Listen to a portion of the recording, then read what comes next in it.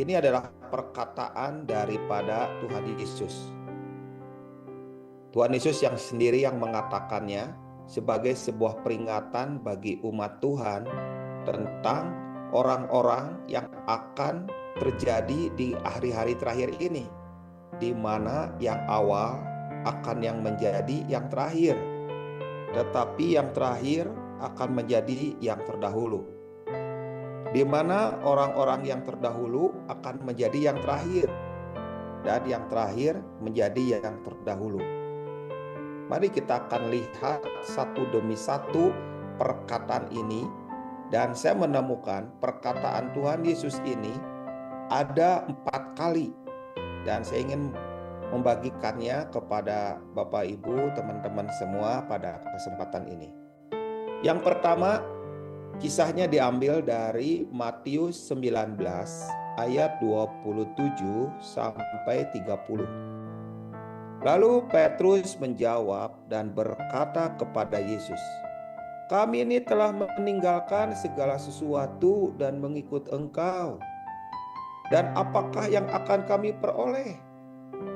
Kata Yesus kepada mereka, "Aku berkata kepadamu, sesungguhnya pada waktu penciptaan kembali, apabila Anak Manusia bersemayam di tahta kemuliaannya, kamu yang telah mengikut aku akan duduk juga di atas 12 tahta untuk menghakimi ke-12 suku Israel.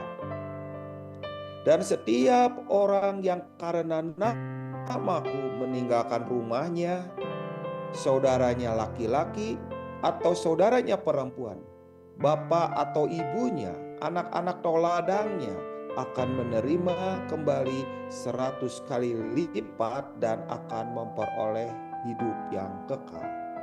Ayat 30.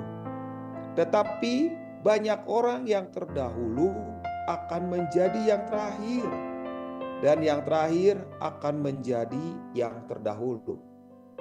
Apa yang Yesus katakan di sini? Kenapa kepada orang-orang yang telah meninggalkan rumahnya, saudaranya laki-laki, saudaranya perempuan, bapak ibunya, anak-anak dan ladang dan semua yang dimilikinya akan memperoleh kembali karena mengikut Tuhan.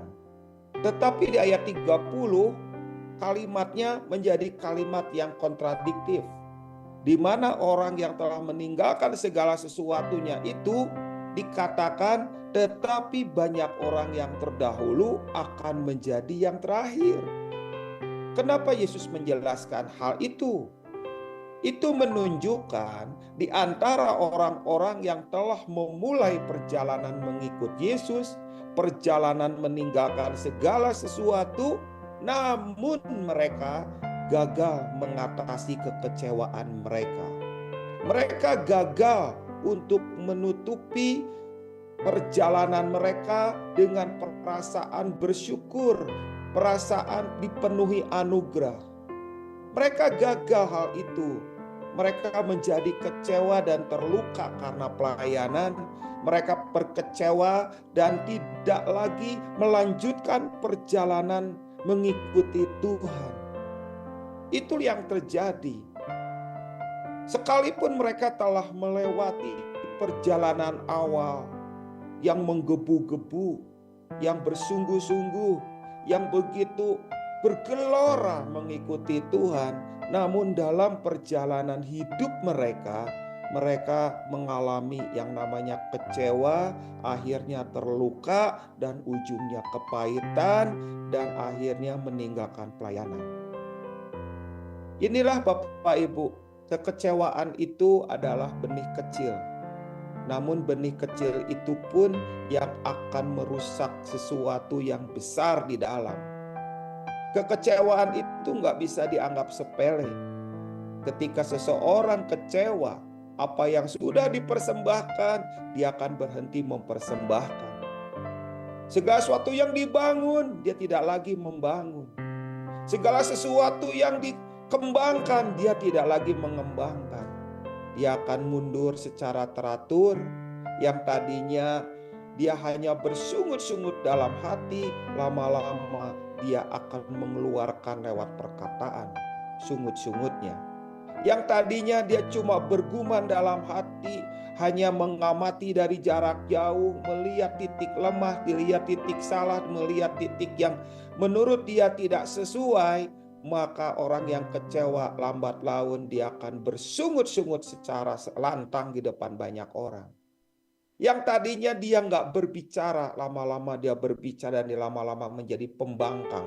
Lama-lama menjadi pemberontak. Lama-lama dia akan membanting pintu dan pergi keluar. Itulah yang Yesus katakan. Di mana ada orang-orang yang memulai dari awal, meninggalkan rumahnya, saudaranya laki-laki atau perempuan, anak ladangnya dan sebagainya, segala sesuatunya karena Yesus, tapi karena kecewa dan karena dia gagal mengatasi kekecewaannya, maka dia akan menjadi seperti yang dituliskan di ayat 30 ini. Tetapi banyak orang yang terdahulu, banyak orang yang memulai, banyak orang yang di awal, di depan, menjadi yang terakhir. Dan yang terakhir akan menjadi yang terdahulu.